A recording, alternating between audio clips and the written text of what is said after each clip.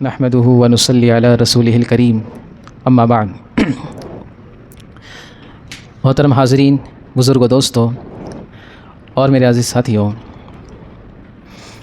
آج ہم نے تراویح میں سورہ آل عمران یہ مکمل آخر تک سنی۔ سب سے پہلے اس سورت کا نام آل عمران کیوں رکھا گیا؟ عمران نام تھا حضرت مریم علیہ السلام کے والد کا، اور اس سورت کے اندر حضرت مریم، حضرت عیسیٰ، حضرت عمران کی جو خاندان ہے اس کا تذکرہ ہے، اس لیے اس کو سورہ آل عمران کہا جاتا ہے۔ حضرت عمران یہ بیت المقدس جو یروشلم فلسطین کے اندر بیت المقدس ہے اس کے امام تھے، اور جب حضرت مریم پیدا ہونے والی تھی اس سے پہلے ہی حضرت عمران کا انتقال ہو گیا۔ حضرت عمران یہ نبی تھے نہیں تھے اس کے بارے میں قرآن خاموش ہے، تو ہم بھی نہیں کہیں گے یہ نبی تھے یا نہیں تھے۔ البتہ نیک بندے تھے اللہ کے اور بڑے فضیلت والی شخصیت تھی، تو انہی کا تذکرہ اس میں ہے۔ اچھا، اس صورت کے اندر آگے چل کر ہم حضرت مریم کس طرح سے اس دنیا میں وجود میں آئی اور پھر ان کے ذریعے سے اللہ رب العزت نے کیسے حضرت عیسیٰ علیہ السلام کو وجود میں لایا اس کو سنیں گے۔ اس سے پہلے یہ سمجھیں کہ یہ صورت نازل کب ہوئی ہے۔ یہ صورت نازل ہوئی ہے اللہ تبارک و تعالیٰ کی طرف سے اس وقت جب اللہ کے نبی صلی اللہ علیہ وسلم اور صحابہ کرام ہجرت کر کے مدینہ جا چکے تھے، لیکن مدینہ میں ابتدائی حالات ایسے تھے کہ مشرکین مکہ، جنہوں نے مکہ کی زندگی میں مسلمانوں کو، صحابہ کرام کو، اللہ کے نبی صلی اللہ علیہ وسلم کو جو پریشان کیا تھا، اس پریشان کرنے سے ان کا پیٹ نہیں بھرا تھا، اس لیے مدینہ جانے کے بعد بھی اللہ کے نبی صلی اللہ علیہ وسلم کو طرح طرح کی تکلیفیں دیا کرتے تھے۔ اس زمانے کا یہ واقعہ ہے اور اس زمانے کی یہ صورت نازل ہوئی ہے۔ اور صورت کا شان نزول اس طرح سے ہے، یعنی صورت نازل کیوں ہوئی، اس کا شان نزول اس طرح سے ہے کہ نجران ایک علاقہ ہے عرب میں، یہاں پر عیسائی آبادی تھی اس زمانے کے اندر، تو وہاں پر بڑے بڑے پادری تھے، عیسائیوں کے بڑے بڑے عالم، بڑے بڑے جانکار لوگ تھے۔ یہ لوگ اللہ کے نبی صلی اللہ علیہ وسلم کے پاس مناظرہ کرنے کے لیے، ڈیبیٹ کرنے کے لیے آئے تھے، تاکہ وہ لوگ اللہ کے نبی صلی اللہ علیہ وسلم کو جھوٹا ثابت کریں۔ تو اللہ رب العزت نے اپنے نبی پر سورہ آل عمران کا ایک بہت بڑا حصہ نازل فرما کر یہ ظاہر کیا کہ جناب محمد رسول اللہ صلی اللہ علیہ وسلم یہ آخری نبی ہے اور یہ ایسی شخصیت ہے کہ عیسائی مذہب یہ کیسے وجود میں آیا، اس کی ہسٹری، جغرافی، سیوکس سب بتائیں گے، جو تم کو نہیں معلوم ہے پلس مائنس وہ بھی بتائیں گے۔ اللہ رب العزت نے اس صورت کے اندر اپنے نبی پر اس صورت کو نازل کر کے عیسائیوں کی پوری پول کھول دی۔ اس صورت کے اندر بہت زیادہ تذکرہ عیسائیوں کا ہے اور ضمناً یہودیوں کا بھی تذکرہ آیا ہے۔ اس سے پہلی سورۃ البقرہ میں یہودیوں کا پورا تذکرہ تھا اور عیسائیوں کا تذکرہ ضمناً آیا تھا، یعنی کم آیا تھا۔ اچھا، اب ایک بات یہاں پر میں صاف کرتا ہوا چلوں کہ یہود اور عیسائی یہ دونوں جو فرقے ہیں، یہ دونوں جو مذاہب ہیں، یہ بنی اسرائیل ہی کے ہیں۔ اس کے لیے تھوڑا ہم کو پیچھے جانا پڑے گا۔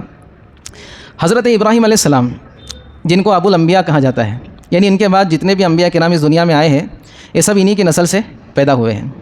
ان کے دو بیٹے، دو بیویوں سے، حضرت ہاجرہ سے حضرت اسماعیل پیدا ہوئے، اور ان کی جو پرورش ہوئی ہے یہ بیت اللہ کے ارد گرد ہوئی ہے، مکہ میں ہوئی۔ حضرت اسحاق، حضرت سارہ کے بیٹے، یہ فلسطین میں پلے بڑے ہیں۔ بنی اسرائیل کی جو نسل چلی ہے یہ حضرت اسحاق علیہ السلام کی نسل، حضرت یعقوب کو اسرائیل کہا جاتا ہے۔ اسرائیل کہتے ہیں عبداللہ، عبداللہ جو ہے یعنی اللہ کا بندہ، اسی طرح اسرائیل بھی عبداللہ، اللہ کے بندے کو کہا جاتا ہے۔ سمجھے بھائی، بہت غور سے سننے والی باتیں ہیں۔ تو جو بنی اسرائیل کی نسلیں چلی ہے وہ حضرت اسحاق علیہ السلام کی نسل، اس میں بہت سارے انبیاء کرام پیدا ہوئے۔ اس میں جو آخری نبی پیدا ہوئے حضرت عیسیٰ علیہ السلام ہیں، سب سے آخر میں حضرت عیسیٰ علیہ السلام آئے۔ اور اللہ رب العزت نے ان لوگوں نے کیا نہیں کیا، انبیاء کو قتل کیا، انبیاء کی نافرمانی کی، عجیب عجیب چیزیں کی ہے۔ اس کی وجہ سے اللہ رب العزت نے ان سے ہٹ کر اور ان سے ہٹا کر اب نبوت حضرت اسماعیل علیہ السلام کی اس میں ڈال دی، نسل میں ڈال دی۔ اور اللہ کے نبی صلی اللہ علیہ وسلم تمام انبیاء میں آخری نبی یہ حضرت اسماعیل کی نسل سے جو ہے عرب کے علاقے میں پیدا ہوئے ہیں۔ تو اس طرح سے اللہ کے نبی صلی اللہ علیہ وسلم نے تمام چیزیں عیسائیوں کو، جب وہ نجران سے قافلہ آیا تھا اللہ کے نبی صلی اللہ علیہ وسلم کو نیچا دکھانے کے لیے، ان سے ڈیبیٹ کرنے کے لیے، تو اللہ کے نبی صلی اللہ علیہ وسلم نے تمام چیزیں ان کے سامنے کھول کھول کر بیان کی۔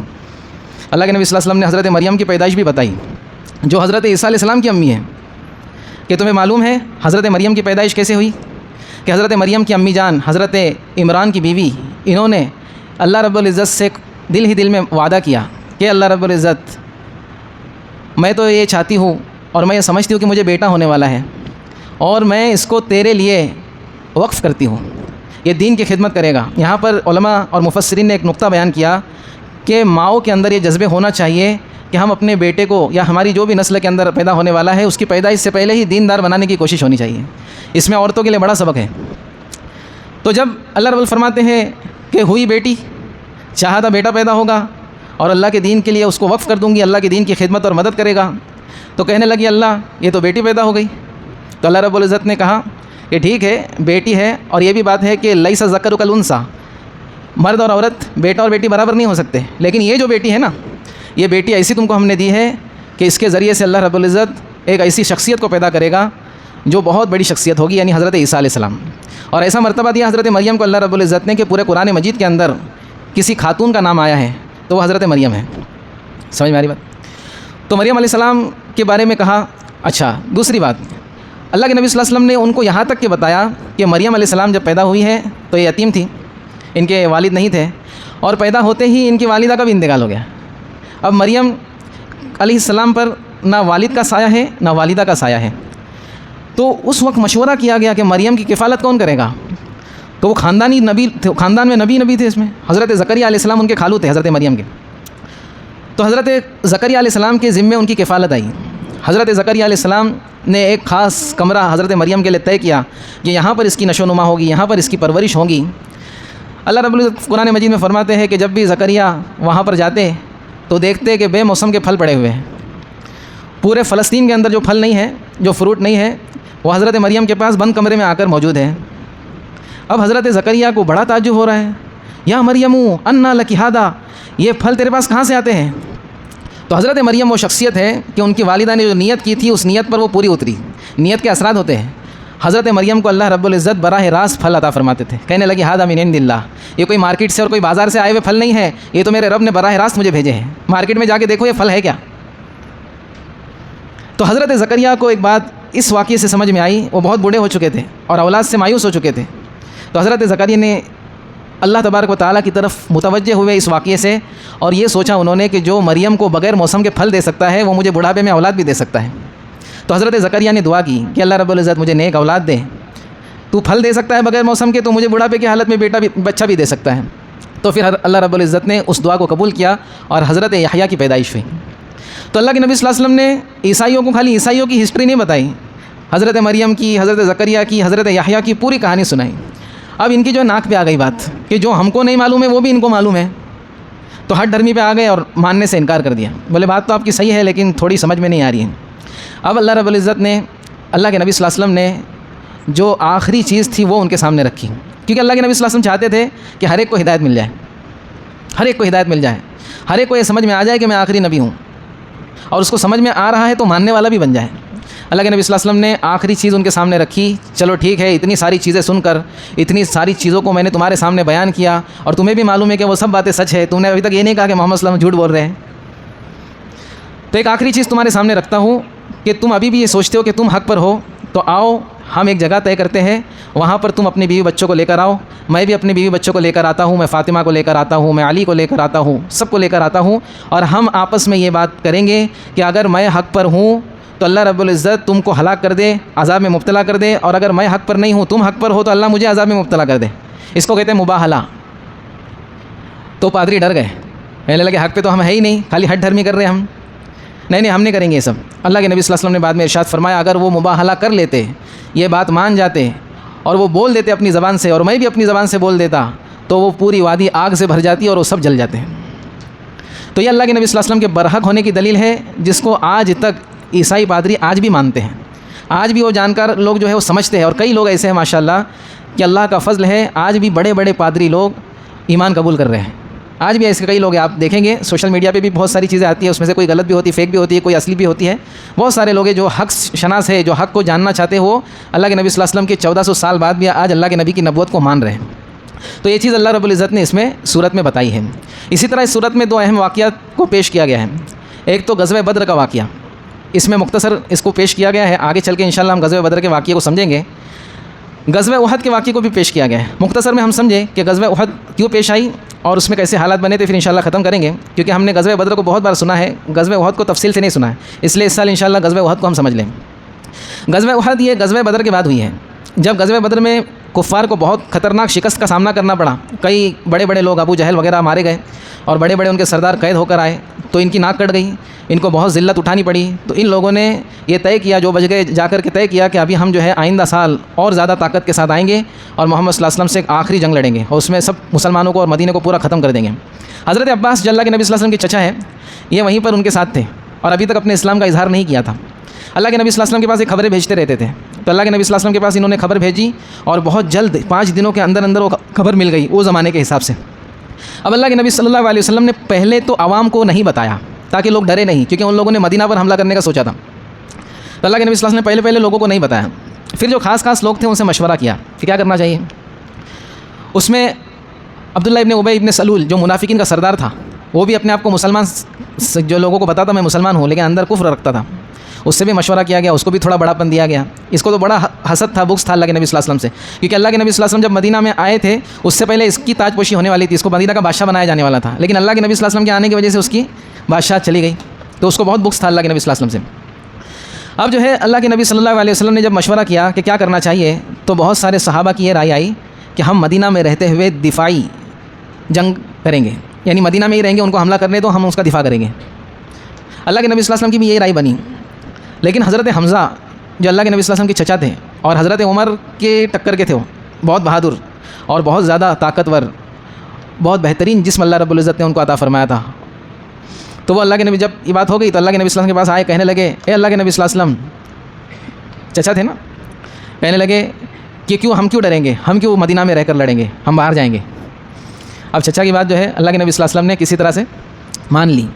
اب جب مان کر کے اٹھے تو حضرت حمزہ جب گئے ہیں تو صحابہ نے کہا کہ اللہ کے نبی صلی اللہ علیہ وسلم کوئی معمولی شخصیت ہے, کوئی معمولی ہستی ہے, ہم زبردستی ان کو جا کے بول رہے کہ ہم باہر جائیں گے, جاؤ معافی مانگو. تو حضرت حمزہ کو سمجھ میں آ گئی بات, بولے ہاں. پھر گئے, اللہ کے نبی صلی اللہ علیہ وسلم غلطی ہو گئی, آپ جو بولیں گے وہ, آپ بولیں گے اندر تو اندر, آپ بولیں گے باہر جا کر لڑ دو باہر. اللہ کے نبی صلی اللہ علیہ وسلم اس وقت تک ہتھیار پہن چکے تھے, گلے میں لٹکا چکے تھے. اللہ کے نبی صلی اللہ علیہ وسلم نے فرمایا آپ تو باہر ہی جائیں گے, کیونکہ نبی کی شان نہیں ہے کہ وہ ایک بار ہتھیار اٹھا لے تو اس کو وہ رکھ لے. بہرحال اللہ کے نبی صلی اللہ علیہ وسلم نے 3 لوگوں کو جماعتیں تقسیم کی. حضرت مصعب ابن عمیر, ان کو مکہ والوں کو ان کے حوالے کر دیا کیونکہ مکی تھے یہ مہاجرین کو. اسی طرح اسید ابن حضیر, یہ مدینہ والے تھے, بڑے سردار تھے, ان کے حوالے انصار کو کر دیا. اور ایک منذر نامی تھے, ان کے حوالے کچھ لوگوں کو کر دیا. عبداللہ ابن ابی بن ابن سلول, یہ تو آدھے رستے میں جا کے بھاگ گیا. اب مسلمانوں کی تعداد صرف 700 کے آس پاس تھی, اور جو مشرکین آئے تھے آ رہے تھے ان کی 3000 کی تعداد تھی لگ بھگ. اب اللہ کے نبی صلی اللہ علیہ وسلم نے جنگ سے پہلے پوری پلاننگ بتائی, پوری ہر چیز سمجھائی اور ایک ٹکڑی طے کی. کچھ لوگوں کو طے کیا جو ماہر تیر انداز تھے, ان لوگوں کو کہا کہ تم فلاں پہاڑ کے دامن میں جا کے بیٹھو, ان لوگوں کو ہم نپٹ لیں گے, 3000 ہو یا 30,000 ہو, ہم کو کوئی فرق نہیں پڑتا, اللہ ہمارے ساتھ ہے. لیکن تمہارے لیے خاص ہدایت ہے, وہاں سے ہلنا نہیں. اچھا کب نہیں ہلنا, اگر مثال کے طور پر ہم ہار جاتے ہیں تو بھی نہیں ہلنا, اگر ہم جیت جاتے ہیں فتح ہو جاتی ہے تو بھی نہیں ہلنا. ایک روایت میں آتا ہے, فرمایا کہ اگر تم یہ اوپر سے دیکھو اس پہاڑ پر بیٹھ کر کے کہ ہمارے جسم کی بوٹیوں کو پرندے نوچ رہے ہیں, اتنی خطرناک شکست ہو گئی تو بھی نہیں ہلنا, تمہارا کام یہ ہے کہ ادھر ہی رہنا, باقی کا ہم دیکھ لیں گے. اب جو ہے جنگ شروع ہوئی, بہت خطرناک. اچھا جنگ شروع ہونے سے پہلے کیا ہوا, ایک طلحہ ابن طلحہ ایک شخص تھا, مشرکین کی طرف سے جنگ میں شامل ہوا تھا. اس کو لوگ بولتے تھے مینڈا, یہ مینڈا کیا بولتے تھے, دمبا. اس کے اندر یہ صفت تھی کہ وہ ہزاروں کے لشکر میں گھس جاتا تھا مینڈے کی طرح اور مارتا تھا لوگوں کو, اور نظر بھی نہیں آتا تھا اور ہاتھ میں بھی نہیں ملتا تھا. ایسی اس کے کلاکاری تھی. اور دوسرے کلاکار اس میں خالد ابن ولید تھے. خالد ابن ولید جیسے اسلام لانے کے بعد انہوں نے جو اپنے جنگی جوہر بتائے ہیں, میں نے جمعہ میں تو کئی جمعہ تک ان کی بات کی ہے, انشاءاللہ موقع ملا تو رمضان میں بھی بیان کریں گے. تو جیسے ان کے اندر صلاحیتیں تھی ویسے اس کے اندر بھی تھی.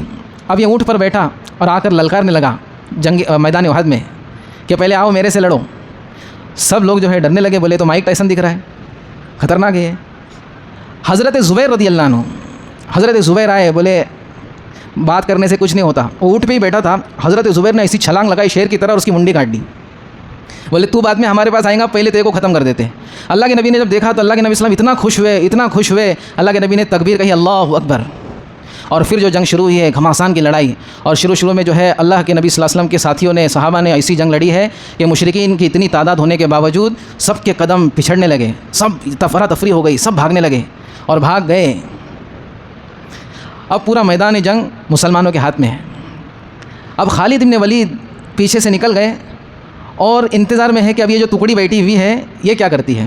ان لوگوں نے دیکھا کہ جنگ تو ہم جیت چکے ہیں, ان کو پورا نظر آ رہا تھا. اب اللہ کے نبی صلی اللہ علیہ وسلم نے جو ان کو حکم دیا تھا تو 10 آدمیوں کے علاوہ سب نے اس حکم کی خلاف ورزی کی اور وہ اترنے لگے. اس جو ٹکڑی کے امیر تھے انہوں نے منع بھی کیا کہ اللہ کے نبی نے منع فرمایا, نہیں بولے ہم مال غنیمت جمع کریں گے, اب ہو گیا نا, ختم ہو گیا, ابھی آخری اوور ہو گئی, اب چلو. بولے نہیں, ابھی تک نہیں مانے. اب خالد ابن ولید جو بڑے ہوشیار, بڑے جنگ سازی جو ہے نا, عجیب اللہ نے ان کو دماغ دیا تھا. جیسے ہی وہ لوگ وہاں سے ہٹے, اسی علاقے سے خالد ابن ولید آئے اور جو لوگ بھاگ رہے تھے وہ پلٹے اور مسلمانوں کو بیچ میں گھیر لیے. اور جو تیر برسائی ہے دوستو, ایسی تیر برسائی ہے کہ بڑے بڑے صحابہ کرام کے قدم اکھڑ گئے اور عجیب ماحول بن گیا, کیونکہ اللہ رب العزت یہاں پر دکھانا چاہتے تھے کہ نبی کی نافرمانی ہوگی تو میری مدد ہٹ جائے گی. اب سب افراتفری ہو گئی, سب بھاگم بھاگ, جو پہلے مشرکین بھاگ رہے تھے ویسے مسلمان بھاگنے لگے. اور اللہ کے نبی صلی اللہ علیہ وسلم کو جلال آ گیا. اللہ کے نبی صلی اللہ علیہ وسلم نے دیکھا کہ سب بھاگ رہے ہیں. اب اللہ کے نبی صلی اللہ علیہ وسلم نے ہتھیار اٹھا کر اکیلے مشرکین کے پاس جا رہے ہیں اور کہہ رہے ہیں, انا نبی لا کذب انا ابن عبد المطلب, میں نبی ہوں, جھوٹا نہیں ہوں, میں ابھی ابن عبد المطلب کا بیٹا ہوں. پوتے تھے تو کہ میں عبد المطلب کا بیٹا ہوں. یہاں پر اللہ کے نبی صلی اللہ علیہ وسلم کیا کر رہے ہیں, اپنی بہادری دکھا رہے ہیں. 2-3 صحابہ کرام نے اللہ کے نبی صلی اللہ علیہ وسلم کو کمر سے پکڑ لیا, اللہ کے نبی آپ آگے نہ جائیں, آپ آگے نہ جائیں. اور اس وقت میں ایسی تیریں برس رہی تھی دوستو کہ کئی صحابہ اللہ کے نبی صلی اللہ علیہ وسلم کو بچانے کے اس میں شہید ہو گئے. ایک صحابی کو بعد میں دیکھا گیا, ان کے اوپر 86 تیر لگی ہوئی تھی, وہ ڈھال بن گئے تھے اللہ کے نبی صلی اللہ علیہ وسلم کے لیے. 86 تیریں لگی ہوئی تھی ان کے اوپر. ایسا حال بن گیا. ایسے اللہ کے نبی صلی اللہ علیہ وسلم کی جو خود تھی, خود جو لوہے کی ٹوپی ہوتی ہے جنگوں میں پہنی جاتی ہے, اس کی کڑیاں اللہ کے نبی صلی اللہ علیہ وسلم کے دندان میں, دانتوں میں گھس گئی, دانت بھی شہید ہو گئے. اب فوراً صحابہ کرام کو سمجھ میں آ گیا کہ ہم سے بہت بڑی غلطی ہوئی, ہاں جو وہ ٹکڑی تھی, توبہ استغفار کی. اب اللہ رب العزت نے ان لوگوں پر تھوڑی دیر کے لیے جب ان کو احساس ہوا تو اونگ طاری کر دی. کیا طاری کر دی؟ اونگ نہیں معلوم؟ ابھی تراویح میں کھڑے سو رہے تھے نا آپ لوگ, مطلب سو رہے تھے, مطلب تھوڑا ایسا جا رہے تھے تھوڑا بیچ میں, اس کو کہتے ہیں اونگ, تاکہ جو شکست سے 2-4 ہو رہے ہیں وہ اس کا اثر زائل ہو جائے. تھوڑے سے صحابہ ایسے اونگ میں آئے اور پھر فریش ہو گئے, اور پھر جو ہے جنگ کا پاسا پلٹ گیا اور پھر جو ہے مشرکین کو الٹے پاؤ بھگایا گیا. یہاں پر یہ بات سمجھ میں آئی کہ اللہ کے نبی صلی اللہ علیہ وسلم کی نافرمانی ہو, چاہے غلطی سے ہو, تو اللہ کی مدد وہاں سے اٹھ جائے گی. تو اس طرح سے جنگ احد کا معاملہ پیش آیا. اللہ رب العزت نے اس میں بھی جو ہے شاندار فتح عطا فرمائی اور تھوڑی سی سزا کا مزہ بھی چکھایا. اس کے بعد صحابہ کرام کو بڑے زمانے تک, آخر تک اور آج تک ہمارے لیے اللہ رب العزت نے اس چیز کو عبرت بنا دیا ہے. اللہ رب العزت ہم سب کو کہنے سننے پر عمل کی توفیق عطا فرمائے, قرآن مجید کو سمجھ کر پڑھنے اس پر عمل کی توفیق عطا فرمائے. سبحان اللہ.